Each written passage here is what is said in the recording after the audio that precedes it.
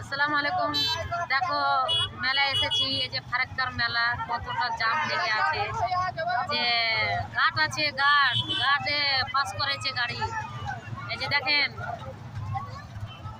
ফারাক্কার মেলা, দেখছো কতটা ভিড়েতে খেল পাওয়া যায় না, মানে মানুষের পুরো মানুষ।